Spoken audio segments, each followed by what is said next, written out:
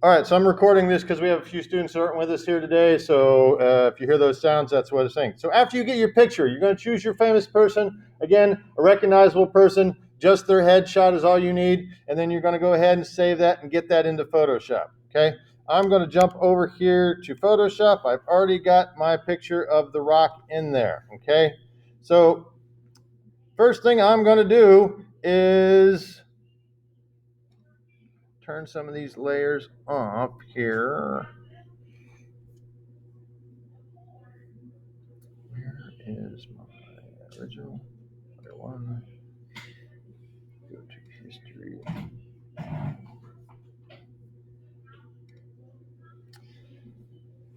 I'm going to do some things. I'm going to back up and kind of go back in time here.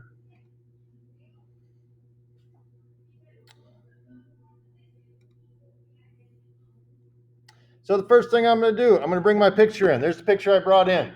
Okay, I brought that picture in. Okay, first thing I'm going to do, I'll make a copy of it. Okay, so I'll make a copy of it. Why are we going to make a copy of it? We're going to make a copy of it so if I need that picture for reference for any reason, I can go ahead and do that. Okay, so I am going to take it and I'll make a copy and I'm going to lock it. Okay, so I make a copy and I lock it. So let's go and I'm going to make a copy. If you don't know how to make a copy, you can say duplicate layer or Command J and duplicate that layer. So I'm just hitting Command J, duplicate that layer. Okay, now I need to desaturate that layer.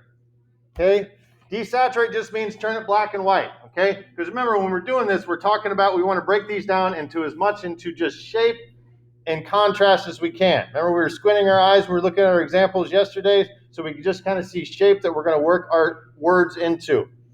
Okay, so to desaturate my layer, it is Command, Shift, and U.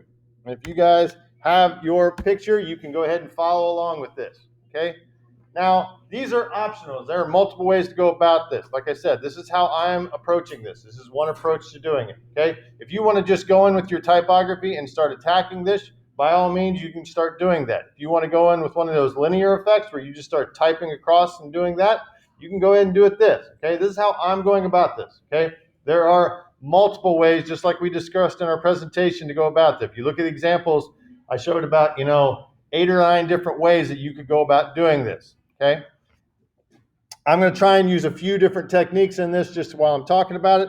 But what I'm going to start with, I'm going to try and raise the contrast of this first. Okay, so after I get that copy there, I want to get it to looking more like this, where I have high contrast, where I squint my eyes and I see definite darks and lights. Okay, so in doing that, I am going to go to this and I'm going to go to my image and adjustments on that layer, and I'm going to just adjust brightness and contrast. Okay, now this is going to be subjective depending on what you're doing. The rock here has no hair, right? He's a bald man. If you have somebody with dark hair, you might not have to push this a whole lot, right? If you have somebody with dark skin, you may not have to push this a whole lot. Okay, but I'm going to go ahead and raise my brightness and play with my contrast until I have a good bit of contrast that I've got out there. Okay, if you want to separate the person out from the background, you can do that too. Okay, you want to do that first. Let's say I want to do that first. I can just simply go on my picture and I can go get my instant selection tool and I can say just select the subject.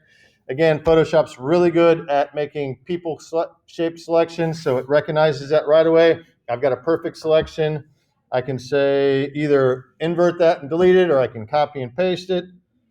Command C, Command V. I got that copy there, so I can get rid of that. And then I've got him cut out there. So there he is cut out. Now we're going to go and we're going to take that contrast if I want, but I want to see high contrast so that I can do shapes on him. So if I push that contrast up until I get kind of just what I need to make Dwayne "The Rock" Johnson.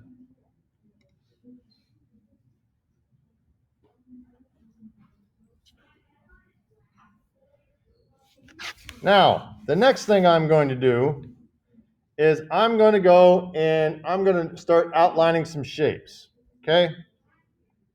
I'm going to go and I'm going to make a new layer over top of this, okay? And here's what I did, okay? I'm going to go ahead and turn this off. I just went in there. If you look at my screen, I'm using green here. You can use black or white, but I suggest you use something that you can trace the character with that'll differentiate. So if you're using black letters, use red or blue or green or something, just so you can tell the difference, be able to see it, okay? But I'm going to break it up into these shapes, and these shapes I'm breaking into. So if I take this shape here, there's one shape that I know I need to fill with some lettering there, okay? I can either fill it with lots of lettering, small letters and do a whole bunch in there, or I could use one word and try to morph it in there, okay? So I am going to try and morph some words into that. I'm going to call that layer sketch. And again, I reiterate, you don't necessarily have to do this step. This is just how I break this down, okay? If you want to follow my lead, by all means, go right ahead. If you want to differentiate, kind of use some of this, kind of use other things, do your own way, do it your own way, okay? I'm showing you how I'm going about doing this. Roll this up here. I'm going to put that sketch up on top, and I'm going to lock that layer. I'm locking some of these layers. I'm locking my black and white copies and all that because I don't want to accidentally put words on it. Okay, so I'm going to just do a little organization there. All right, so let's see here. First thing I did, okay, I've got my picture in there. I got Dwayne The Rock. I did a sketch over top of it, just kind of a quick line drawing so I can see some areas. Does that look like The Rock? If it doesn't look like The Rock, maybe I do need to do some more sketching. I'm literally just tracing here, okay?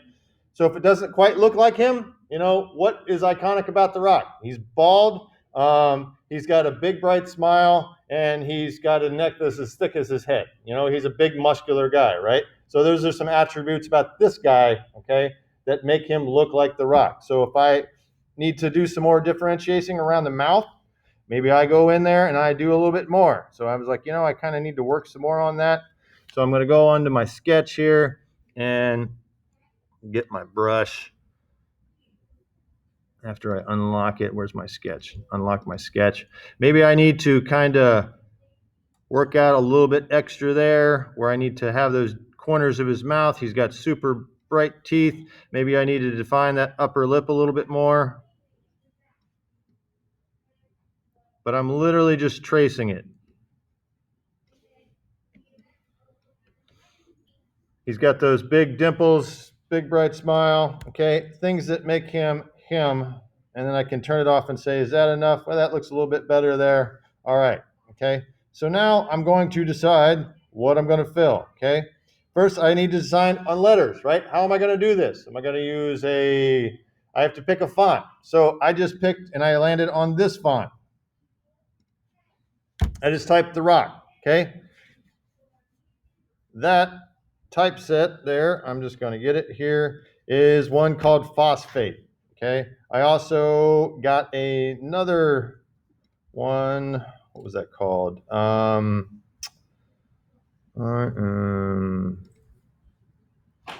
Another one here, and I think Blackout. It was the other one I set on. So I'm going to try Blackout.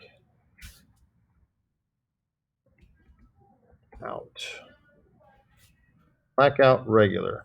I like that one. I like those because they're big, chunky, and solid. Okay, so I like those for my product here. Okay, you're going to choose one, whichever one you want. You can really work with any type, but you have to choose something to work with. Okay, I'm going to do one The Rock in Phosphate uppercase. I'm going to do one The Rock in lowercase.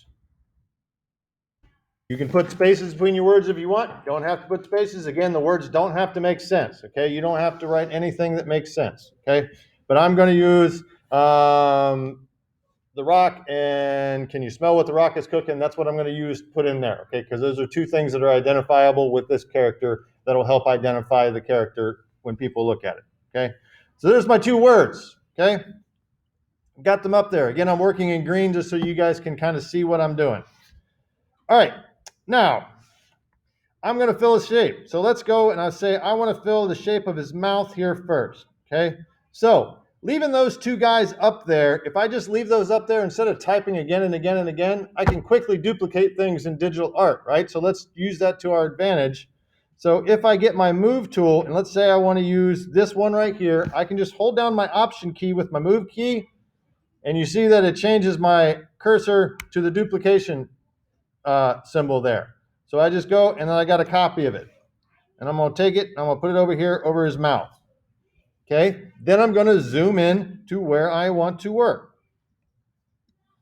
So I'm going to zoom in here, and I'm going to try and put that into his mouth right there, form it into that shape. Okay? A lot of this stuff I want to do with just the warp tool. I don't want to use that liquefy tool a whole lot personally, because I have to go off into that other screen. I have to do that thing. It's hard to see. And then I have to save it and go back, and I might have to do a couple of those. So as more of the work that I can do in warping, I'm going to do that. Okay?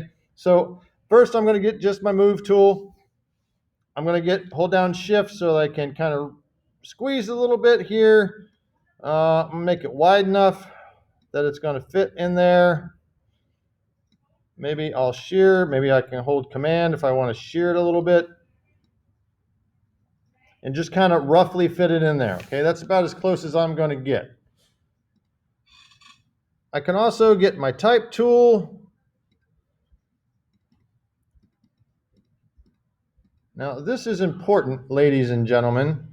When it is typography, I can only warp it with the options of the typography. So I've got my type tool right up here at the top, where I've got the warps where I can put it in, like, arcs and fish eyes and stuff like that.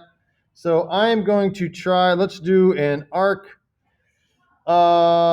lower, like that. That's what I'm going to do. Okay. Now I can play with this, and I'm just going to kind of play a little bit to try and get some distortion to kind of pinch it. Oop, that was too much, whatever I did.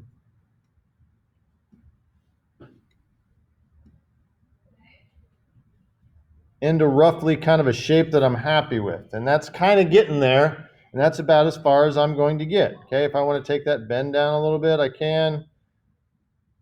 It's not bad. To about there. Okay, so I'm roughly getting in there. Okay, everybody see I'm roughly getting my shape in there. Let me change my sketch color just so you guys can see a little bit better here. Let's see. I'll go ahead and adjust that, and let's just change this just to some color you guys can see a little bit better. Change it to purple there. Put that sketch on top. And there you can see my words. And the reason that sketch comes in handy is you can see I'm trying to push those words into that shape. All right, so going back,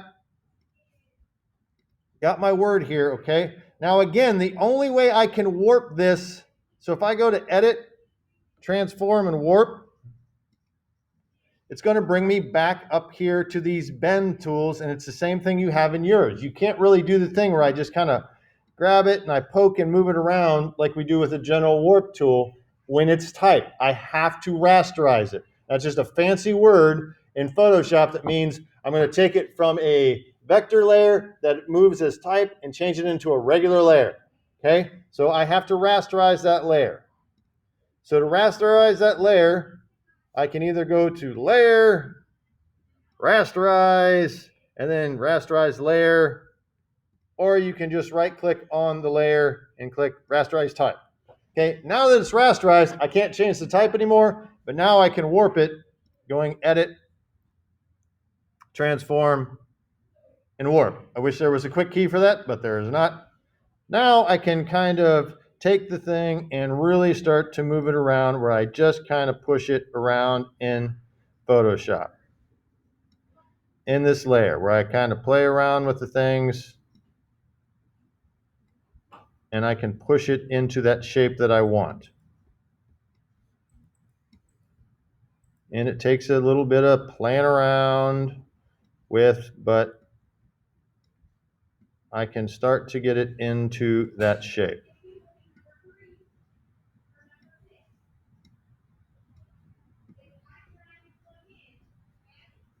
Until I kind of get it into that shape of his mouth.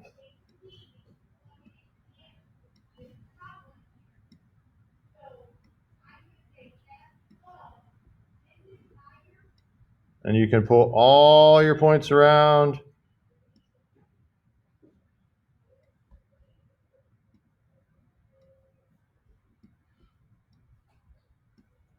But that is the process of getting this into place. And then once I'm happy with it, I commit it. And then I'm going to move out to the next shape. Okay, so when I turn off my sketch, there's the one part that I have done. Okay, all right. Listen to me, boys and girls, ladies and gentlemen. This is going to look worse before it looks good. Okay, you're going to have to get the mouth, the eyes, and the nose, and the shape of the head in there to start before you start recognizing, right? So when I look at that, that does not look like the Dwayne Rock Johnson, right? I'm going to have to fill in all those parts that I put in that sketch before it starts to look like the person. Okay, so don't be discouraged and just keep putting one foot in front of the other and working on this. Okay, if I wanted to type along a path, so if I wanted to go in here and type along a path, like say if I want to do this like shape of his head right there, I'm going to go in here and I am going to get my pen tool. Remember, we use the pen tool to type along a path. So I'm going to try and click on my pen tool. I'm going to make a layer, and I'm just going to make a curve that is going to follow that shape that I've made.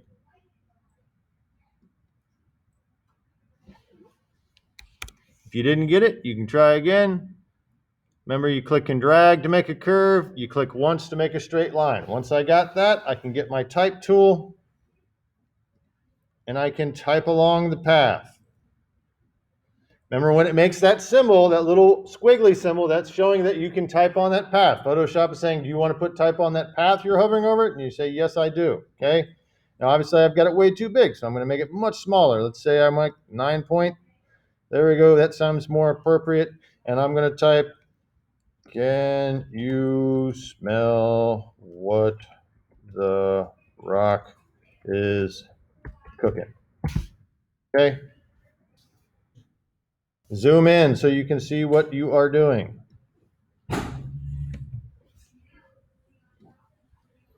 To adjust those, go back and adjust those and reproduce things as you need. Okay. Tomorrow we have a full class, so we'll get back at it. Everybody, come prepared with your ideas. Have a super day, and I will talk to you tomorrow.